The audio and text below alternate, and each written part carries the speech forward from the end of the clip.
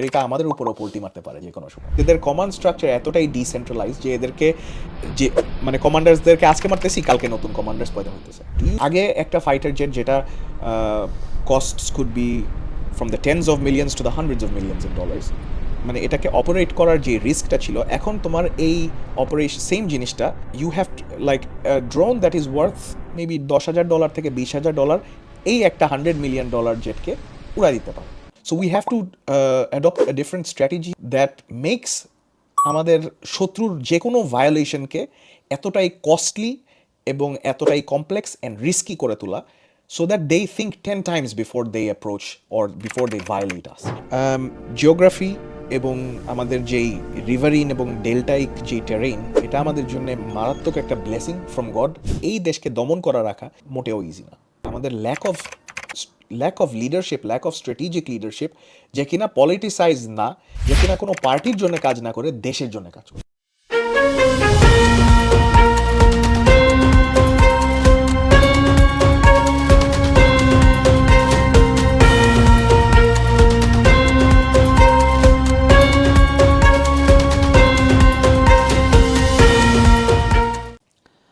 আউযু বিল্লাহি মিনাশ শাইতানির রাজিম। বিসমিল্লাহির রহমানির রহিম। আসসালামু আলাইকুম ওয়া রাহমাতুল্লাহি ওয়া বারাকাতুহু।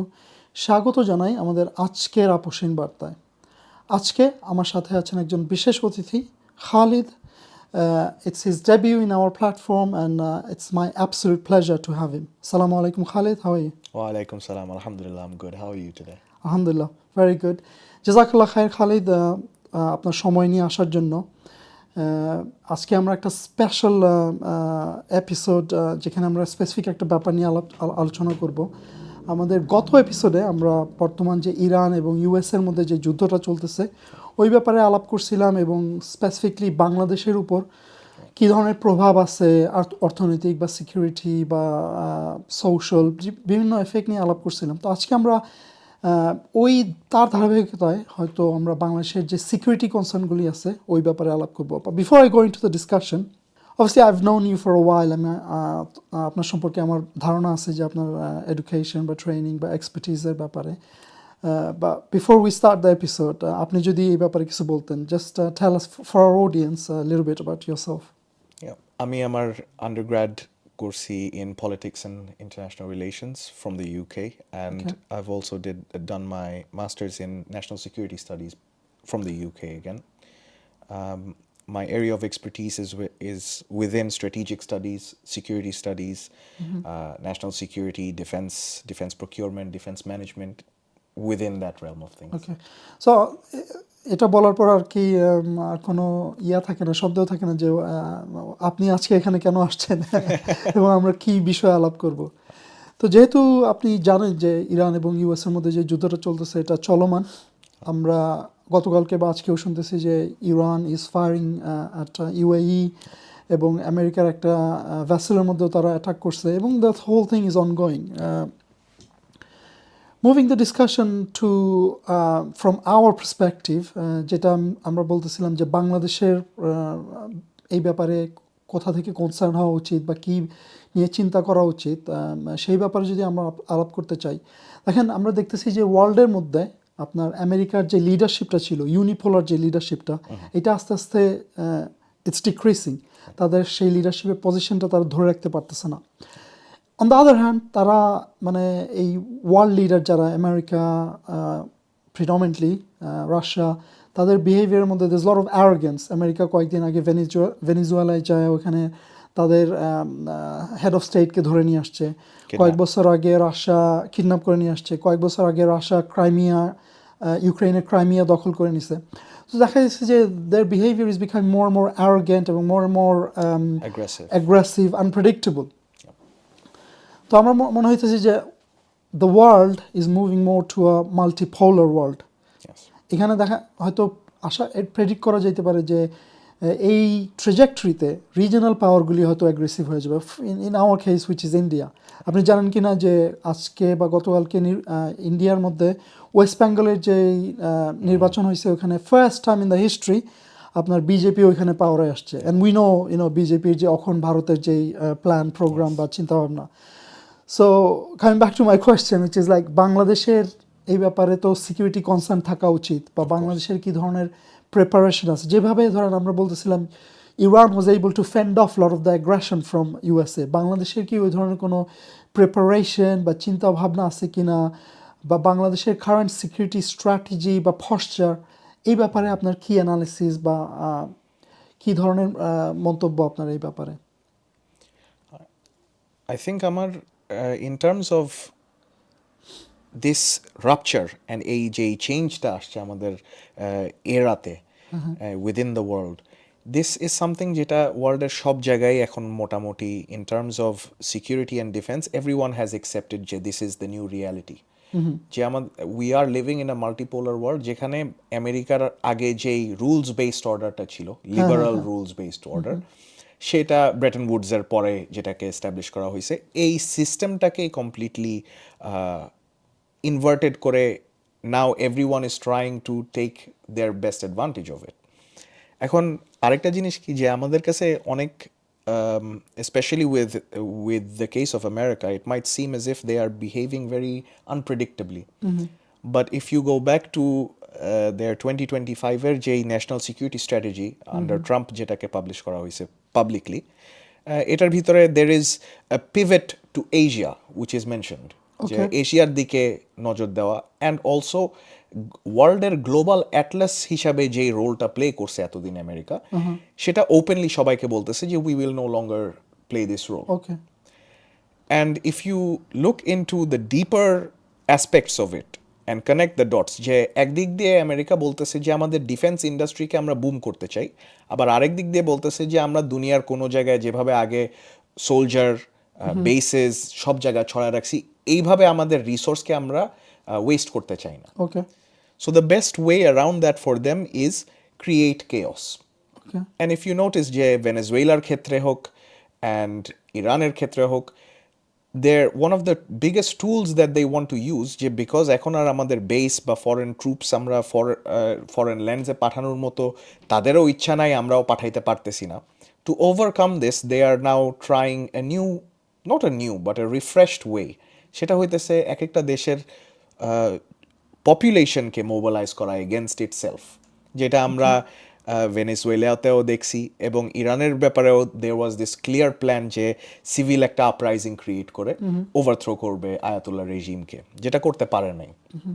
So I think that in terms of this reality that we are living in, যেখানে ইভেন ইউরোপও এখন ভয়ে বলতেছে যে মেবি আমাদের dependency is too much on America, যেখানে আমেরিকা আমাদের উপরও পোল্টি মারতে পারে যে কোনো সময়। হ্যাঁ, তারা আস্তে আস্তে চাইতেছে নেটো থেকে তারা সরে এসে আরো ইন্ডিপেন্ডেন্টলি কিছু করতে পারেন কিনা সিকিউরিটির ব্যাপারে। অ্যান্ড আই থিঙ্ক ইউরোপিয়ান স্টেটরা যেই জায়গায় এত প্যানিক করতেছে, সেই জায়গা থেকে আমাদের ডিফেন্স ইন্ডাস্ট্রি এখনো পর্যন্ত thinking about purchasing even fighter jets or other things from Europe. এখন আমার কথা হইতেছে যে ডু ইউ রিয়েলি থিঙ্ক যে এরকম একটা ওয়ার্ল্ডের ভিতরে যেখানে তোমার একটা ফাইটার জেট ডেলিভার হইতে 10 থেকে 15 বছর লাগতে পারে, do you think that Europe এরকম একটা সিচুয়েশনে থেকে আমাদেরকে কোনো ওয়েপন্স দিবে, এনি সর্ট অফ ওয়েপন, নিজেদেরকে না দেখে? And we are also seeing in the news যে তাদের নিজেদের স্টক পাইলও ডিপ্লিট হয়ে যেতেছে, টু দ্য পয়েন্ট ওয়ার এখন সাউথ কোরিয়ার থেকে থার্ড সিস্টেমস আনা লাগতেছে আমেরিকার to cover the Middle East and to help Israel, because ওদের থার্ড সিস্টেমস কমপ্লিটলি এই ড্রোন দিয়ে অ্যাটাক্ট হইতেছে। So in this new multipolar world, আমাদের বাংলাদেশের we have to have a very clear and coherent asymmetric strategy, যেখানে আমরা defence in depth হবে আমাদের main target. Now what do I mean by that? আমাদের পার্শ্ববর্তী দেশ ইন্ডিয়াতে হিউজ একটা কনভেনশনাল পাওয়ার, তাদের মেকানাইজড আর্মি আছে, they have a huge budget of maybe 93 billion almost in 2024, whereas আমাদের budget in 2024 was somewhere closer to 4 billion. বড় একটা তফাৎ। So there is a huge gap there. এখন asymmetric deterrence এর মাধ্যমে the way we should change our strategy is that Indiaর এই যে conventional force, এই যে $92 billion খরচ করতেছে, what is it being spent on?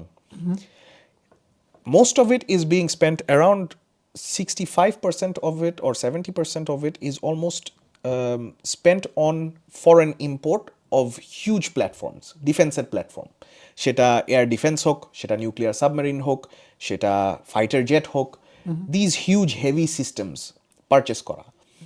And এইটা তারা করে, এটা বেসিকলি একটা multi use. So they do another thing on the side, যেখানে তারা এই ডিফেন্স পারচেসকে মাল্টি অ্যালাইনমেন্ট থিওরির অনুযায়ী তারা এই যে বড় বড় পাওয়ার্সগুলো আছে, গ্রেট পাওয়ার্স লাইক আমেরিকা ওর চায়না ওর রাশিয়া, এদের কাছ থেকে এক একজনের কাছ থেকে এক এক রকমের ডিফেন্স ক্যাপাবিলিটি কিনে একজনের এগেনস্টে আরেকজনকে হেজ করে।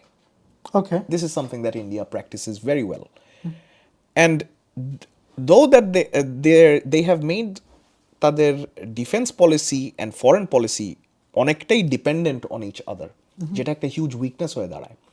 ইরানের সময় আমরা দেখতে পারছি যে একটা যুদ্ধ যখন একটা লাগে, তখন কিন্তু শিপিং বা তোমার যে কম্পোনেন্টসগুলো লাগবে বা তোমার যে ওয়েপন্সগুলো লাগবে, এগুলো কোনোভাবেই আসতে পারবে না। গ্লোবাল সাপ্লাই চেইনের ব্যাপারে আমরা যেই আন্ডারস্ট্যান্ডিংটা পাইছি, which is this just in time sort of global supply theory এখন আর অ্যাপ্লাই করা যাবে না। সো ইন্ডিয়ার যে huge budget, as I was saying before, যে a lot of it is used up by imported foreign defense. And এদিক দিয়ে চিন্তা করলে এখন they have realized তাদের mistake and they have began to fix their mistakes. তারা নিজেদের দেশের ভিতরে এখন মিসাইল থেকে শুরু করে ড্রোন থেকে শুরু করে they are trying to expand into these things, domestic capability, because তারাও রিয়েলাইজ করছে যে এই স্ট্র্যাটেজিটা ভুল ছিল। এখন আমরা যদি এদিকে চিন্তা করি যে ইন্ডিয়ার যদি 5টা জেট থাকে, আমিও 5টা জেট কিনবো, পাঁচটা না কিনতে পারলে 2টা কিনলাম বা 3টা কিনলাম, what's wrong? right, but the point I'm trying to make is এই asymmetric age এসে these heavy systems এর উপর যেই রিলায়েবিলিটিটা ছিল, সেই রিলায়েবিলিটিটা এখন অনেকটা কম। আগে একটা ফাইটার জেট যেটা costs could be from the tens of millions to the hundreds of millions in dollars, was মানে এটাকে অপারেট করার যে রিস্কটা ছিল, এখন তোমার এই অপারেশন সেম জিনিসটা you have like drone that is worth maybe $10,000 থেকে $20,000 এই একটা $100 million জেটকে উড়াই দিতে পারে। অ্যান্ড সেটা আমরা ইরানের কেসে দেখছি যে নট অলওয়েজ যে বড় বাজেট বা বড় একটা হিউজ মেকানাইজড একটা আর্মি থাকা যে always a good thing is not necessarily the case. Sometimes these heavy systems will make you so heavy যে এটা আপনার ওন ডেট্রিমেন্টালও হইতে পারে। যেটা ধরেন আমি ইয়ার সময় নোটিস করছি যে পাকিস্তান আর ইন্ডিয়ার যে স্ক্রিমিশেস একটা হয়েছিল, India had the Rafales from France and they were significantly more expensive compared to Pakistaner I think J-10, yeah. So it doesn't, মানে আপনি বলতে চাইছেন যে দুইটা সমান সমান হওয়া লাগবে এরকম কোনো বিষয় না। রাইট, অ্যান্ড আই থিঙ্ক এই থটটা আমাদেরকে চেঞ্জ করতে হবে, because this thought itself can lead to financial suicide. Because আমরা দেখবো যে এরকম একটা হিউজ বাজেটের, যেখানে আমরা অলরেডি দেখতেছি যে হিউজ একটা ডিফারেন্স আছে, we don't have the economy to produce 92 billion for the defence. Of course reallocation of defense budget is definitely needed, কিন্তু আমাদের মানে $90 billion কোনো জায়গা থেকে আমরা we cannot just make it appear. So we have to adopt a different strategy that makes আমাদের শত্রুর যে কোনো ভায়োলেশনকে এতটাই কস্টলি এবং এতটাই কমপ্লেক্স অ্যান্ড রিস্কি করে তোলা, so that they think 10 times before they approach or before they violate us. Okay. That should be our approach. এখন সেটা করার জন্যে there are many different avenues that we can go into. But number one thing is যে আমাদের সার্বভৌমত্ব means to have components. তোমার components ছাড়া তোমার capability থাকবে না, capability ছাড়া তুমি সার্বভৌমত্বকে ব্যাকিং দেওয়ার মতো কিছুই থাকবে না। Okay. So we have to bring a focus to creating আমাদের নিজেদের একটা ডিফেন্স ইন্ডাস্ট্রি। আপনার প্রশ্নে যদি আমরা ফিরে যাই, বাংলাদেশে ডেফিনেটলি কনসার্ন হওয়ার রিজনস ডেফিনেটলি আছে। We've seen this multipolar world shift into something যেটা মারাত্মক লেভেলের অ্যাগ্রেসিভ। আপনি যেটা বললেন যে আমরা ইন্ডিয়ার ভিতরে we are seeing BJP rise, এরকম একটা রিজনাল হেজেমনিজ অ্যান্ড ইন্ডিয়া মানে if you look in two India's policy, তারা যেই মান্ডালা অ্যাপ্রোচটা দিয়ে তাদের ফরেন পলিসি চালায় আমাদের রিজনে, which basically centres themselves in the centre and বাদ বাকি সবাইকে ছোট ভাই হিসাবে ট্রিট করে, নিজেকে বড় ভাই হিসাবে। So because of this strategy combined with মানে যেটা অলরেডি ওদের মানে পাবলিকলি গভর্নমেন্ট অনুযায়ী strategy is there, if we combine that with the rise of this radical Hindutva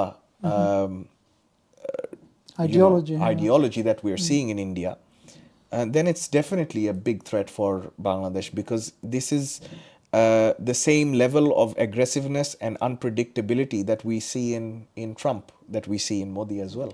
So this is definitely a real concern যে বাংলাদেশের strategy has to be changed swiftly and quickly, because এখন যদি আমরা না change করতে পারি, then the consequences of this we will see for the next 10 years. আচ্ছা, আপনি যে সুইফট এবং কুইক চেঞ্জের কথা বলতেছিলেন এবং কিছু স্ট্র্যাটেজির কথা বললেন, যে এইসিমেট্রিক ওয়ার স্ট্র্যাটেজি, মানে অসম যেই যুদ্ধের যে স্ট্র্যাটেজির কথা বলছেন, এইসব ক্ষেত্রে বাংলাদেশের পজিশন কোথায় বা আমাদের প্রস্তুতি কতটুকু আছে? বাংলাদেশের এখন বর্তমানে we command a very serious and well discipline force. বিশ্বের বিভিন্ন ডেভেলপিং কান্ট্রিজে আপনি যদি নোটিস করেন, তাদের ফোর্সের সবচেয়ে বড় সমস্যা হতেছে discipline, okay, which is a problem that আমাদের ভিতরে নাই। We have one of I thought বাংলাদেশের মানুষ অনেক ইনডিসিপ্লিনড বা comparatively with other developing nations, we have quite a strong military discipline within hierarchy. আমাদের National Defense College আছে, আমাদের MIST আছে, so they are very much educated, and so therefore work quite differently than other developing countries. আমাদের মোট সামরিক এবং paramilitary reserve force মিলায় around 7 million এরও বেশি প্রশিক্ষিত পার্সোনাল আছে, ready to deploy and mobilise যে কোনো সময়। লোয়ার মিডল পাওয়ার স্ট্যান্ডার্ড অনুযায়ী আমাদের যেই military base line, it is quite respected around the world, because যেই মিলিটারি বেস লাইন, যেই budget, as I said before, যেই বাজেট দিয়ে যা করতেছি আমরা, ইট ইজ quite a spectacle for everyone to see. আমাদের 24 সালে অ্যারাউন্ড $4.03 বিলিয়ন ডিফেন্স বাজেট দ্বারা সাপোর্টেড বাংলাদেশের সশস্ত্র বাহিনীর approximately 2,27,000 or more active personnel আছে। বাংলাদেশ নৌবাহিনীর অ্যাপ্রক্সিমেটলি 80টির মতো শিপস ক্রাফটস আছে, including submarines and also naval aviation crafts.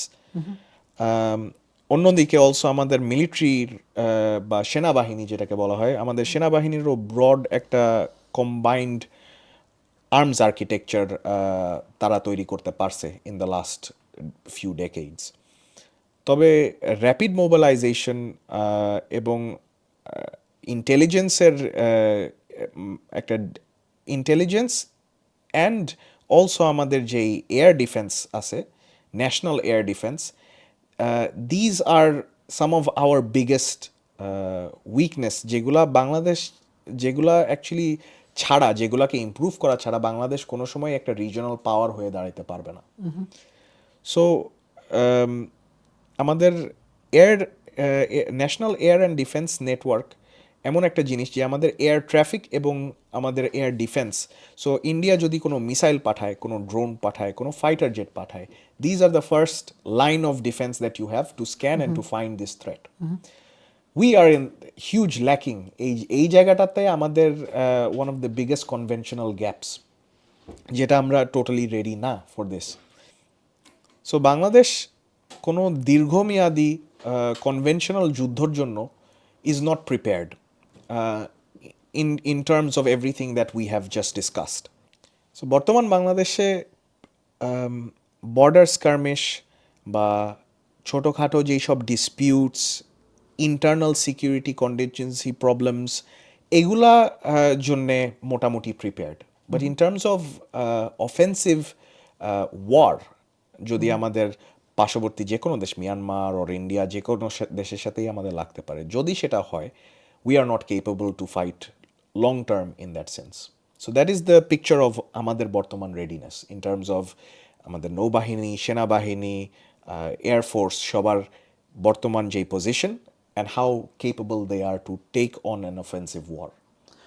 Okay, so আপনি বলতেছেন যে কিছু দের আর সাম স্ট্রেংথ, যেটা বললেন যে আমাদের অ্যাক্টিভ ইনঅ্যাক্টিভ পার্সোনাল মিলে একটা লার্জ নাম্বার আছে, এবং রিসোর্সের ক্ষেত্রে দের আর সাম গুড রিসোর্সের, বা উইকনেসের ক্ষেত্রে আপনি বলতেছেন যে লং টার্ম ওয়ারফেয়ার চালানোর মতো কোনো অবস্থা নাই। বাট এটার কারণ কি? এমনকি এটার কারণ কি যে আমাদের দেশে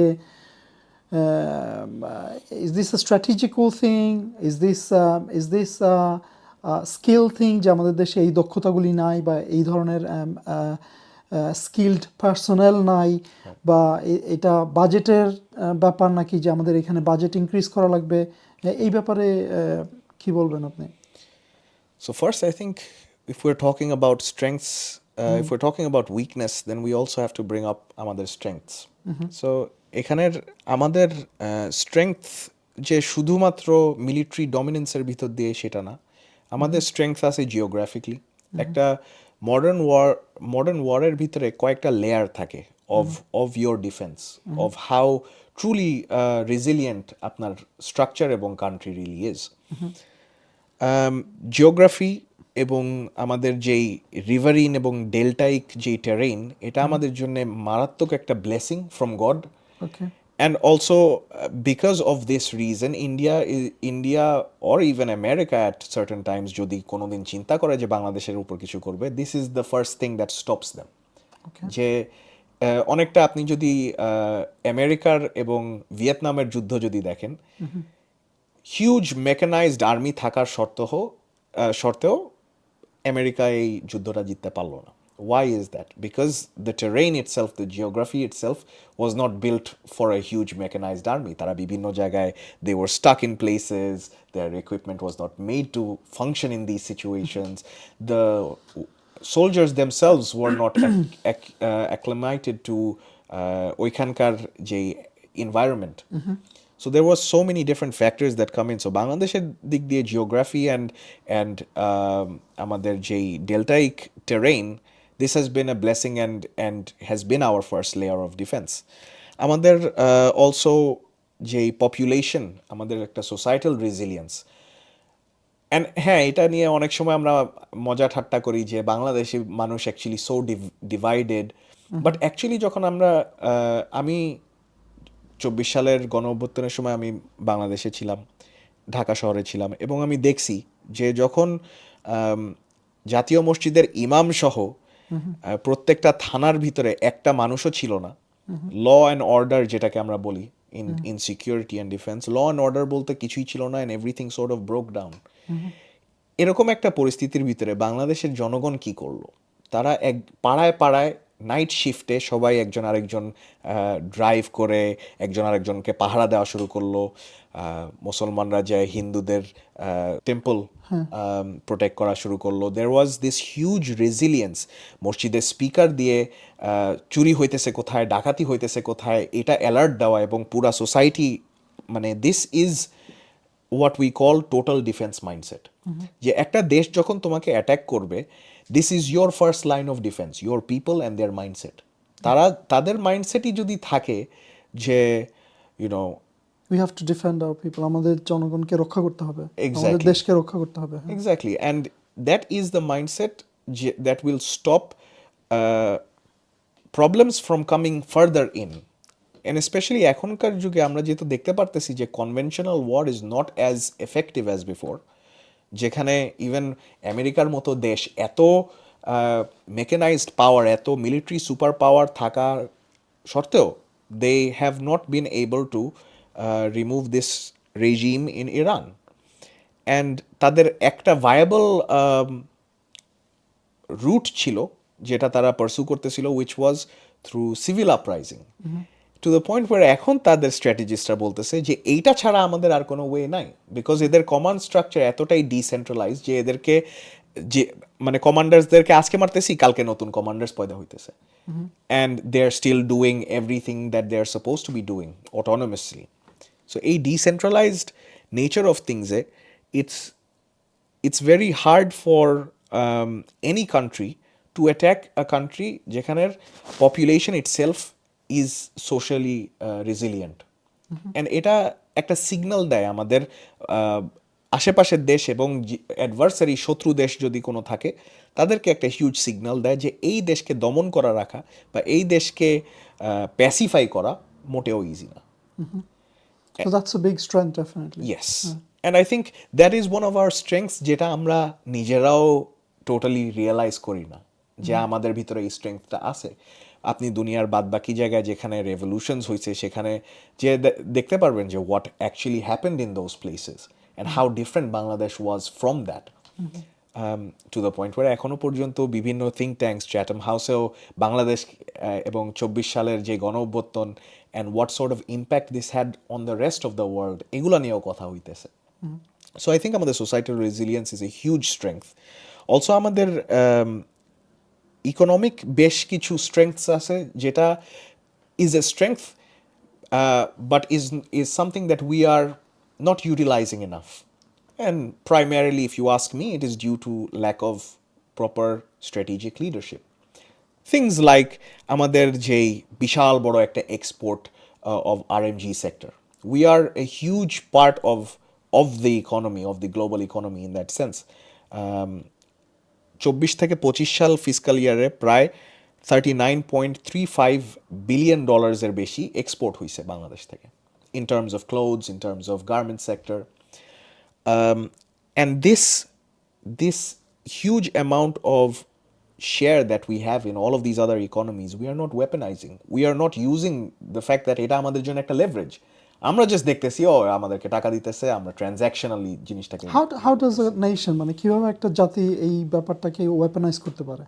There are many ways you can weaponize it. So say for example, Trump যখন বিভিন্ন ট্যারিফস নিয়ে আসছে আমাদের যদি অ্যাকচুয়ালি কোনো রেসিপ্রোকাল ট্যারিফসের কথা বলতেছি আমাদের যদি অ্যাকচুয়ালি কোনো if we had some innovative thinkers or people that can think outside of the box to say যে ইউ নো হোয়াট আমেরিকার উপরও আমাদের বেশ কিছু লেভারেজ আছে যেটা আমরা ইউজ করতে পারি because no matter what America বলেন চায়না বলেন ইন্ডিয়া বলেন all of these great powers have an agenda in the Pacific.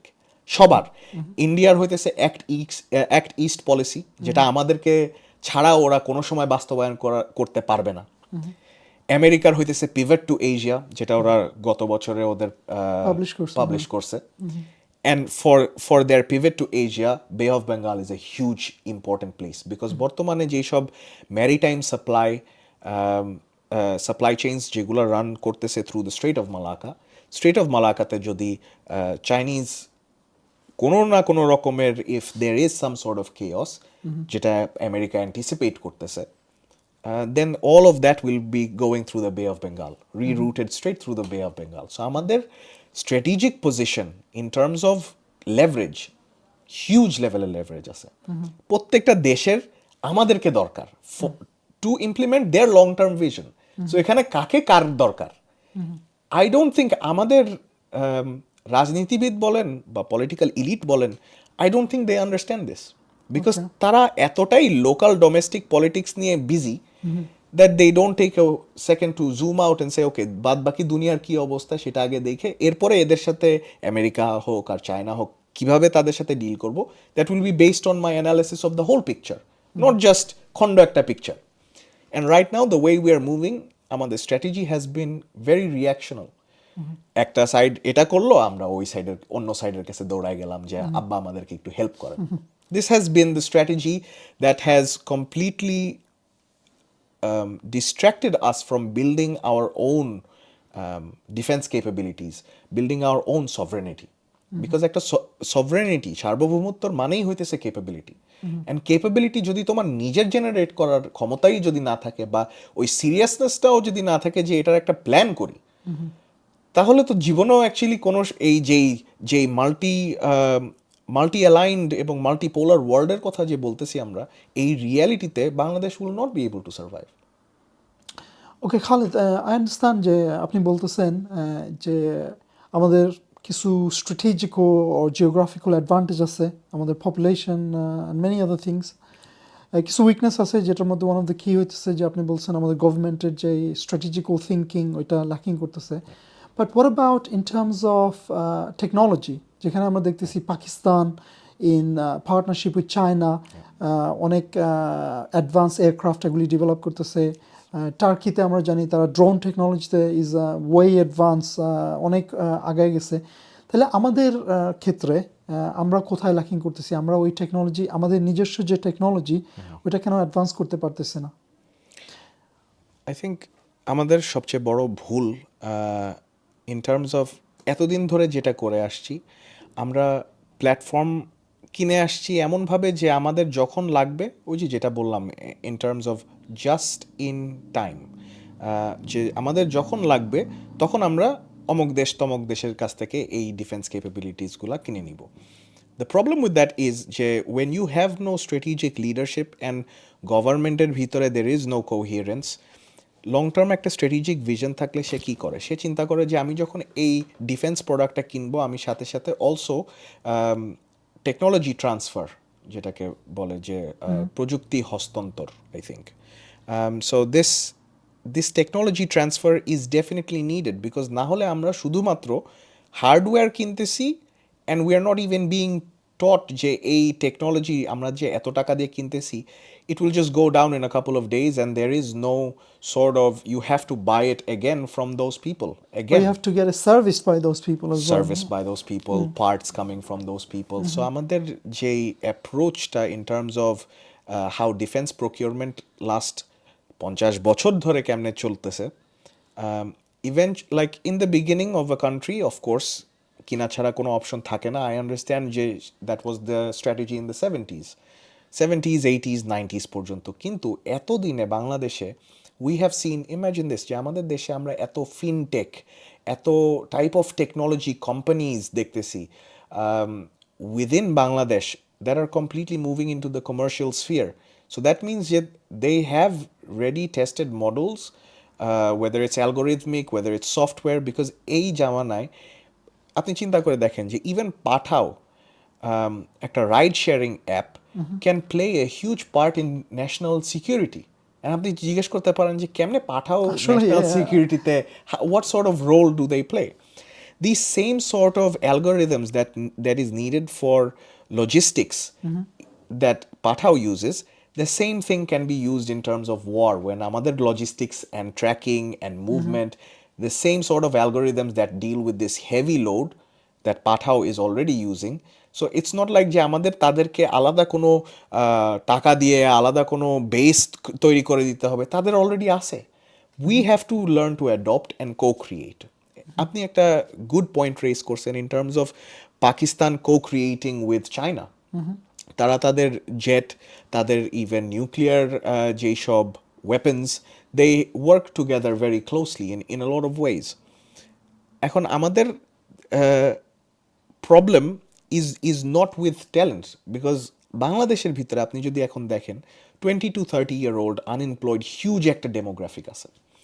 And এগুলার within this demographic you will find যারা ফিউচার বাংলাদেশের ডিফেন্স ইন্ডাস্ট্রির যে বেস, এই বেসটার আর্কিটেক্ট হয়ে দাঁড়াইতে পারবে।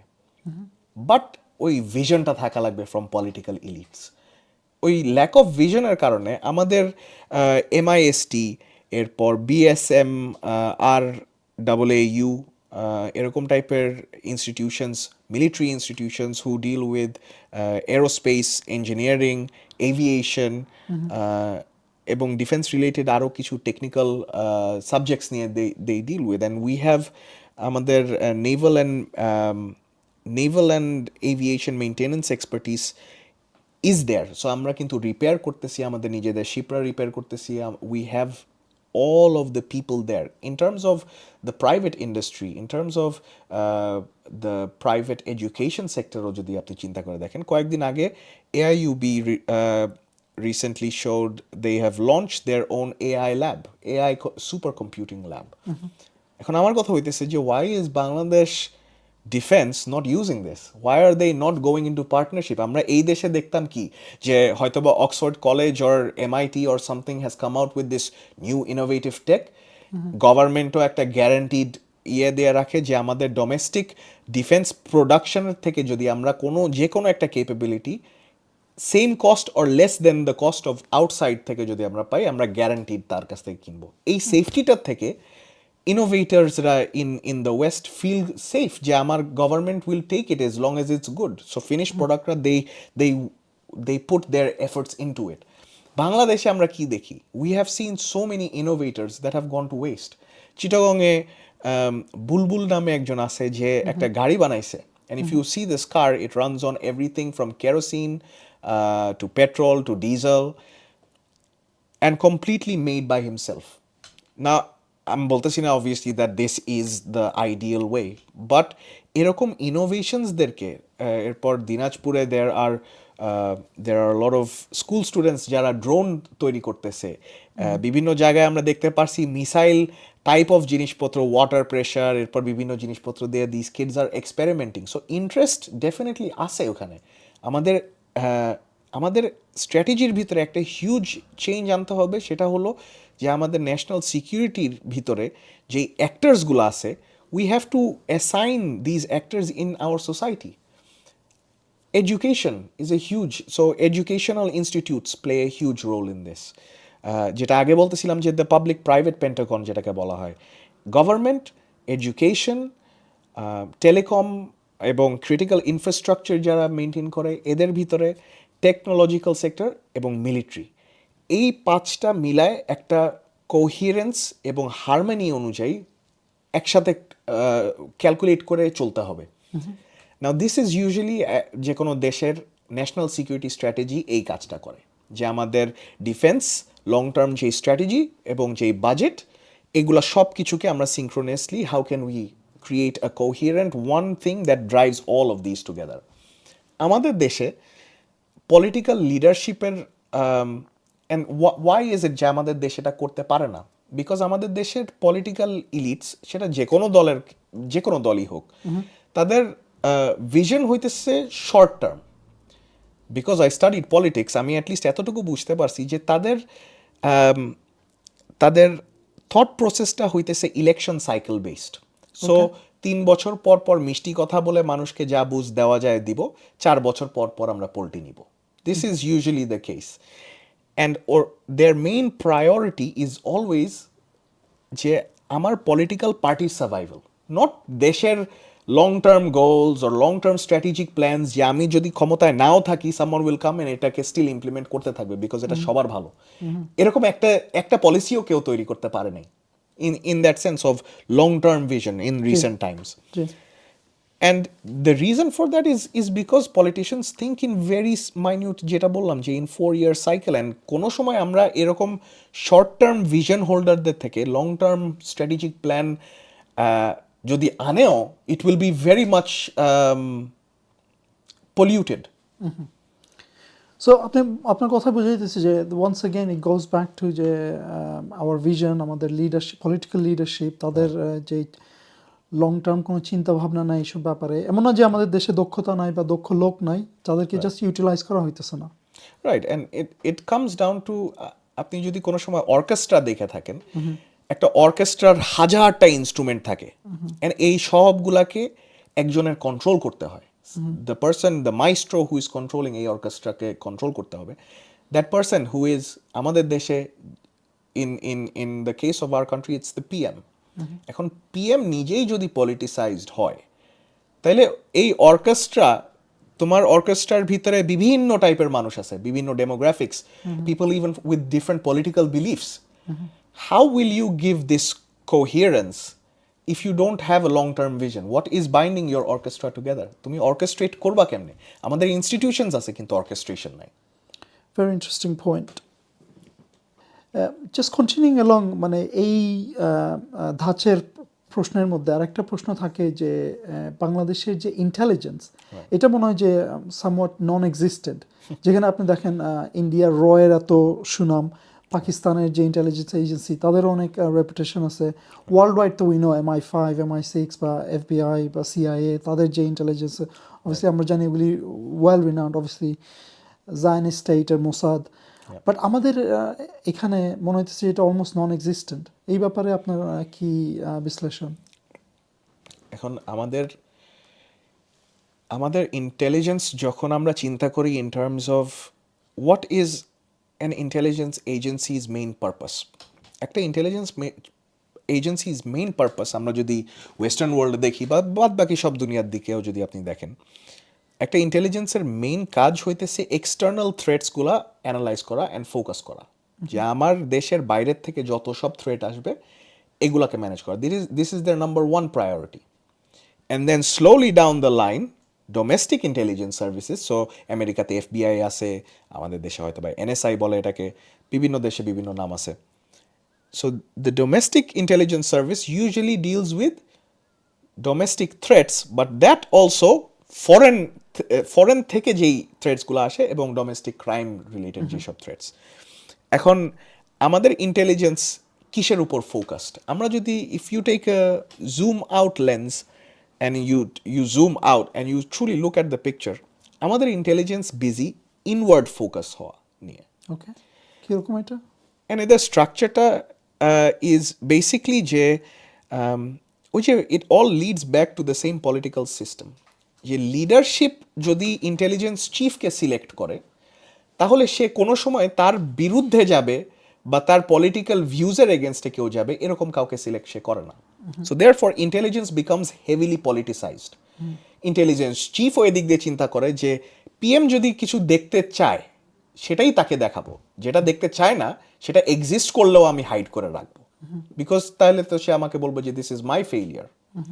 So there is a lot of this inward hide and seek and plus inward focus বলতে কি বুঝায়, যে এই পলিটিসাইজেশন যখন লিডারশিপ লেভেল থেকে ওদের চিন্তা হইতেছে পার্টি সার্ভাইভাল, রেজিম সার্ভাইভাল, তাদের প্রায়োরিটি যখন রেজিম সার্ভাইভাল, তখন ইন্টেলিজেন্স এজেন্সিরা আমাদের দেশে কি নিয়ে বিজি থাকে? Political dissent. আমাদের দেশে আমাদের PM এর এগেনস্টে একটা ফেসবুকে যে কোনো কথা ওর সোশ্যাল মিডিয়াতে যে কথা এখনও আমরা পর্যন্ত দেখতে পারতেছি যে people are still being arrested. And this is what the intelligence agency is being kept busy with, যে ইনস্টেড অফ ভারত আমাদের উপর ইনফ্লুয়েন্স অপারেশন চালাইতেছে কিনা, মিয়ানমারের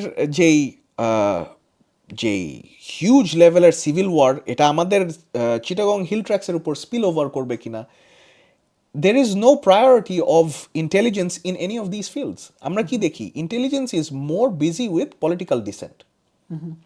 And this has been one of the biggest obstacles for us to grow, because যে কোনো দেশে একটা গ্রোথ হইতে গেলে you need first to focus on external threats. Because আমাদের দেশে আপনি যেটা বললেন যে আমাদের অ্যাগ্রেসিভ একটা হেজেমনি আছে রাইট নেক্সট ডোর, মোর দেন লাইকলি আমাদের নিজের দেশের থেকে সমস্যা হওয়ার থেকে মোর দেন likely a problem will come from there. Outside, yeah. And আমরা 24 সালে দেখছি, 24 সালের পরেও দেখছি যে আমাদের দেশে ইভেন যেই সব সমস্যাগুলো আমরা চিন্তা করি যে this could be domestic, somehow has strings attached to foreign powers. And সবসময় এই জিনিসগুলাই কেমনে যেন ধামাচাপা দিয়ে তাড়াতাড়ি let's move on with the next headline sort of thing. So আমাদের আরেকটা হিউজ প্রবলেম হইতেছে আমাদের ট্রেডিশনাল বা হিউম্যান ইন্টেলিজেন্স, এটার উপরে হিউজ লেভেলের ডিপেন্ডেন্স ক্রিয়েট করা, and most of our intelligence that is collected is mostly human, which is মানুষকে রিক্রুট করে, মানে ট্রেডিশনাল বলতে কি বোঝায় যে একটা মানুষকে রিক্রুট করে স্পাই বানায়, বা আমার কোনো স্পাইকে আমি পাঠাইলাম ইনফিলট্রেট করার জন্য, that is known as human. Now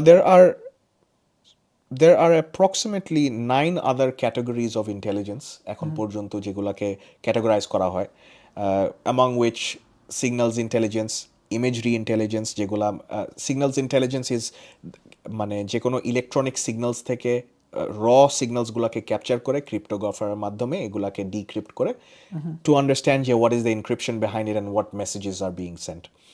And there are also imagery intelligence, as I mentioned, which is স্যাটেলাইটের পিকচার্স ইউজ করা টু ডু, অ্যান্ড আমাদের বাংলাদেশে কিন্তু we also have a satellite, কিন্তু এটাকে কতখানিক মিলিটারি ইউজ করতে পারতেছি আমরা, কতখানিক ইউজ করতেছি আমরা,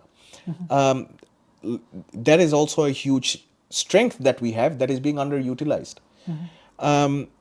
Other forms include open source intelligence, which is, I think, one of the most important forms of intelligence. এবং এটা এতটাই ইম্পর্টেন্ট যে আমি ওপেন সোর্স ইন্টেলিজেন্সের উপর একটা কোর্স করছিলাম, এবং এই কোর্সটা করার পরে আমার লাইফ এতটাই চেঞ্জ হয়েছে যে আমার কাছে মনে হয়েছে যে আমার দেশে যে আমি এই ওপেন সোর্স ইন্টেলিজেন্সটা সবাইকেই শেখানো উচিত।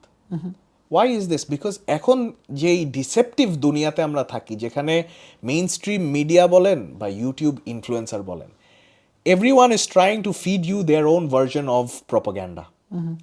এরকম একটা দুনিয়াতে, এরকম একটা এরাতে, open source intelligence is the collection of everything that is in the open source.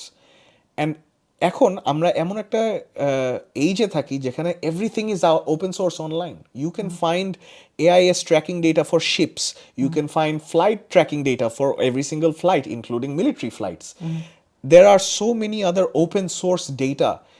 Open source analyst আছে, এখানে কমিউনিটিজ আছে যেখান থেকে you can get so much information quicker than real news. And আমার ক্ষেত্রে আমি বেশ কিছু ক্ষেত্রে দেখছি যে I will hear something in the open source network, হয়তো বা কোনো টেলিগ্রাম গ্রুপের ভিতরে, and maybe a day later you will see this in the news. Like that's how exactly in the main stream, and that's how much of a latency there is. So মানুষের মানে এরকম একটা deceptive এরাতে we have to teach our people how to become masters of open source intelligence, যে নিজেরাই যাতে, আমরা তোমাদেরকে বলবো না যে ট্রুথ কোনটা অ্যান্ড ট্রুথ কোনটা না, বিকজ পলিটিশিয়ানসদের হাতে যদি আপনি এই ক্ষমতা দেন, then we saw what happened with Hasina, যে তাদেরকে যদি ট্রুথ কোনটা অ্যান্ড ট্রুথ না কোনটা, if you allow them to dictate, they will bring politics into it. So overall আপনি বলতেছেন যে হিউম্যান ইন্টেলিজেন্সে বাংলাদেশে ইউজ করা হয়, অন্য form of intelligence there is absolute lack of use. Yes. So other than that, there is also financial intelligence, cyber collection, and electronic intelligence. Tying it all back together, I think that why is it that even though আমাদের এত capabilities আছে, আমাদের এত potential আছে, আমরা এটাকে realize করতে পারতেছি না কেন? And it comes back to the same answer, that আমাদের lack of leadership, lack of strategic leadership, যে কিনা পলিটিসাইজ না, যে কিনা কোনো পার্টির জন্য কাজ না করে দেশের জন্য কাজ করতেছে। দের ইজ নো ওয়ান যে বাংলাদেশের সার্বভৌমত্বের জন্য আসলেও কাজ করতেছে। এভরিওয়ান হ্যাজ সাম এজেন্ডা, যেখানে তাদের পার্টি এবং রেজিম সার্ভাইভালকে তারা প্রায়োরিটাইজ করে more than the survival of the country. একটা স্টেট বিল্ডিং অপারেশন আমাদের এখন করতে হবে, মানে আমাদের যে প্রজেক্টটা হাতে নিতে হবে, it is to build our state.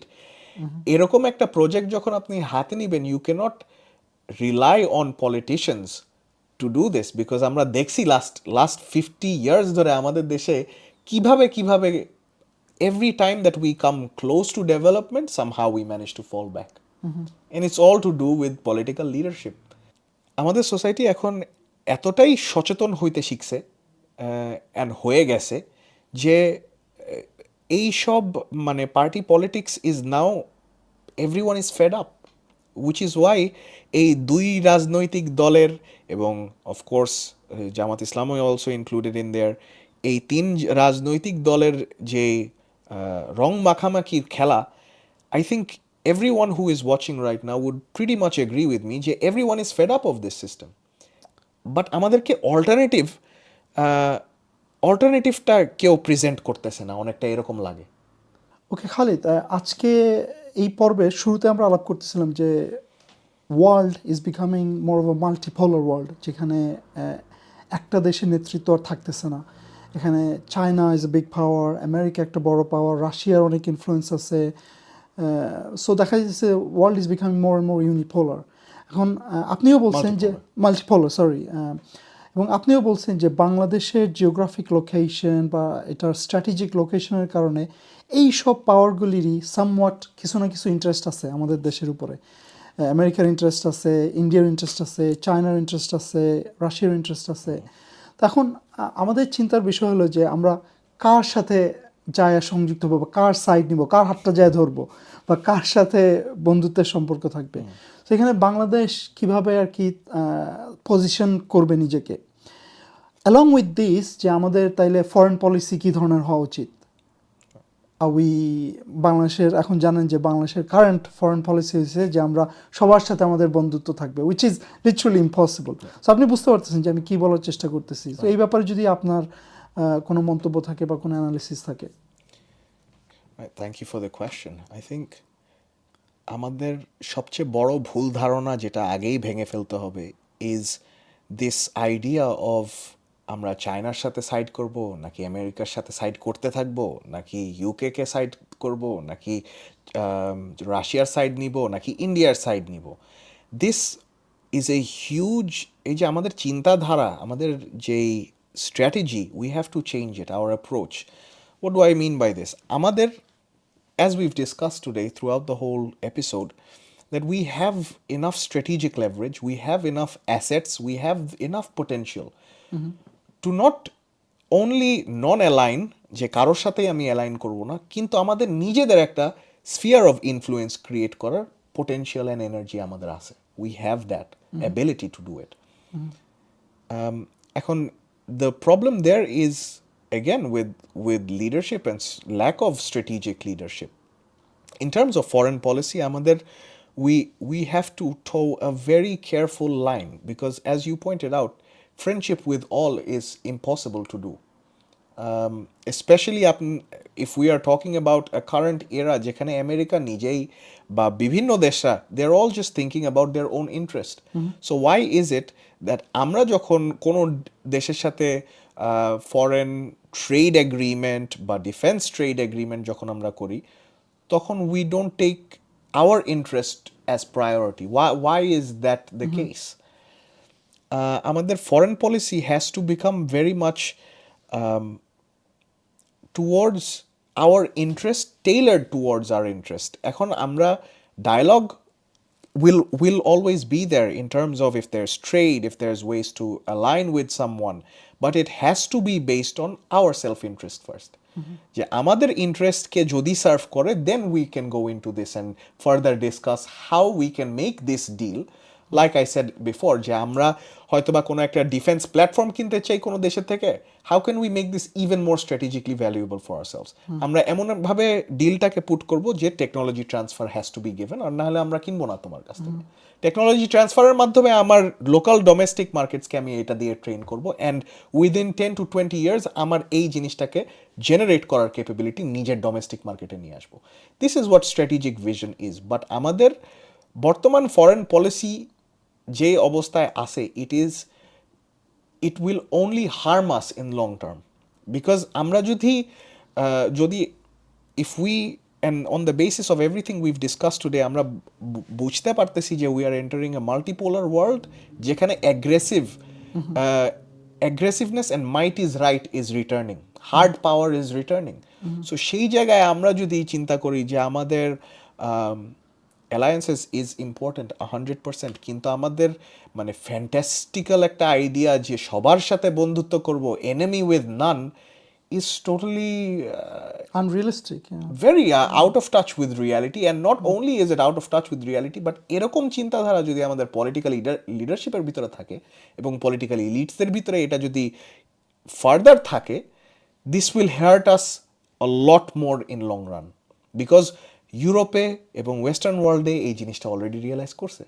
কয়েকদিন আগে they had a London defence conference, যেখানে the whole time they were just panicking যে আমেরিকা যা করতেছে, এখন আমাদের সবার নিজে বাঁচলে নিজের নাম, নিজে বাঁচলে বাপের নাম ছিল আগে, এখন নিজে বাঁচলে নিজের নাম হয়ে গেছে। Everyone is worrying about themselves.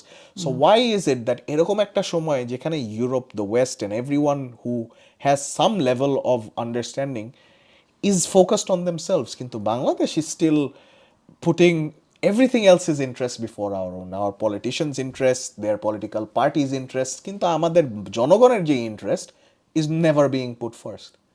So বাংলাদেশকে আমরা যদি এই রিজনে একটা নিজের স্ফিয়ার অফ ইনফ্লুয়েন্স ক্রিয়েট করতে চাই for Bangladesh, how do we go around doing that? One of the one of the ways that could be done is আমাদের সার্ক নামে কোয়াইট ডেড একটা কোলাবোরেশন আছে between Nepal, Sri Lanka, Maldives, Bangladesh and India. এখন সার্কের বর্তমান অবস্থা ইজ কোয়াইট ডেড বিকজ বাদবাকি সবগুলা যেই দেশগুলো আছে has a very bad relationship with India, because India সবার উপর বড় ভাইয়ের মতো ট্রিট করে কর্তৃত্ব করতে চায়, হ্যাঁ। and সবার উপর একটা aggressive hegemony behavior has long been there. So SARC is right now without a leader. Is this not, মানে এটা কি একটা হিউজ অপরচুনিটি না বাংলাদেশের জন্য, যে এখানে যায় লিডারশিপ নিয়ে ইন্ডিয়াকে আমরা কনস্ট্রেইন করতে পারবো এই সব পাওয়ার্সগুলোরে ইউজ করে, to have trade with this people, to have enough of a connection that we can utilize them for our strategic gain. India যেরকম আমাদের পার্শ্ববর্তী দেশগুলোকে ঠিকই ইউজ করে whenever they need. We have to have that same ability. So that is one of the ways that we can create our own influence or sphere of influence. So Khalid, আপনি একটা very interesting point make করলেন, যেখানে আপনি বললেন যে SAARC রাষ্ট্রগুলির সাথে বা সার্কের বাইরেও কোনো যে কোনো দেশের সাথে বাংলাদেশের ইন্টারেস্ট মেনটেন করে পার্টনারশিপের মাধ্যমে বা বিভিন্নভাবে এমন একটা পজিশন তৈরি করা যেখানে বাংলাদেশ নিজেই একটা তার মানে স্ফিয়ার অফ ইনফ্লুয়েন্স তৈরি করতে পারে, উইচ ইজ ভেরি ইন্টারেস্টিং। হয়তো আমরা নর্মালি এই ধরনের চিন্তা করি না। যেটা আমি বললাম আমার প্রশ্নের মধ্যে, আমরা চিন্তা করি যে কার সাথে যা দাঁড়াবো বা কার সাথে আমার দাঁড়ানো উচিত, রাশিয়া, চায়না বা আমেরিকার সাথে। So interesting point you make that. But যেহেতু আজকে আমরা এই পর্বের শেষের দিকে, আমার ফাইনাল একটা প্রশ্ন থাকবে আপনার কাছে, যে just to pass a take-home message for our audience, যে overall আপনার যত বিশ্লেষণ দিলেন, what should be your end message for our audience? I think it's something that I have, if anyone has been watching me carefully, they would have caught up with the pattern by now, because আমি last approximately এক সপ্তাহ ধরে যেই পরিমাণে deep research করছি, একই প্যাটার্নটা আমার কাছে বারবার ব্যাক করতেছিল, যেটা I am pretty sure is quite visible to your viewers now, which is that until and unless আমাদের পলিটিক্যাল সিস্টেম, যেইটা আমাদের পলিটিক্যাল ইলিটসদেরকে এত শর্ট টার্মে থিঙ্ক করতে শিখায় অ্যান্ড এরকম ইলিটসদেরকে প্রডিউস করে, এই পলিটিক্যাল সিস্টেমটা যতদিন না চেঞ্জ হবে ততদিন পর্যন্ত পলিটিক্যাল ইলিট চেঞ্জ হবে না, অ্যান্ড ততদিন পর্যন্ত আমরা যতই স্ট্র্যাটেজি নিয়ে কথা বলি, যতই পোটেনশিয়াল থাকুক না কেন, true difference will never be there. আমাদের যে কনভার্সন রেটটা will always be zero, because কনভার্সনের যেই জায়গাটা, ওইখানে আমাদের কোনো ফোকাস নাই, যে অ্যাকচুয়ালি আমাদের প্রবলেমটা is with the whole system itself. So that would be my take home message for anyone watching. জাজাকাল্লাহ খাইর খালিদ, আপনার সময় নিয়ে আসার জন্য। This has been absolute pleasure, I thoroughly enjoyed it. অনেক ব্যাপার যেটা আমি হয়তো আগে জানতাম না বা আগে এভাবে কখনো চিন্তা করা হয়নি, ওইসব দিক থেকে হয়তো there are some new areas that আমার আর কি চিন্তা করতে বা হেল্প করতেছে। Hopefully same effect will be on our audiences as well, যে তারা এই এপিসোডটা থরলি এনজয় করবে এবং হয়তো তাদের চিন্তার দিক থেকে তাদের ভাবনাগুলি ওপেন করতেও তাদেরকেও সাহায্য করবে ইনশাআল্লাহ। সো জাযাকুমুল্লাহ খাইরান ওয়ান্স अगेन আমার আজকের এই পর্বে আসার জন্য। প্রিয় দর্শক, আপনাদেরকে আন্তরিকভাবে ধন্যবাদ জানাই আমাদের আজকের এই পর্বে আমাদের সাথে থাকার জন্য। আমাদের কন্টেন্টগুলি যদি আপনাদের ভালো লেগে থাকে, please kindly like and share. আমাদের শর্ট ফর্ম কন্টেন্টগুলি যাচ্ছে টিকটক, ফেসবুক এবং ইনস্টাগ্রামে, আমাদের লং ফর্ম কন্টেন্টগুলি ইউটিউব এবং ফেসবুকে। আপনাদেরকে আমাদের আগামী পর্ব দেখার জন্য আহ্বান রইল। আসসালামু আলাইকুম ওয়া রাহমাতুল্লাহি ওয়া বারাকাতুহু।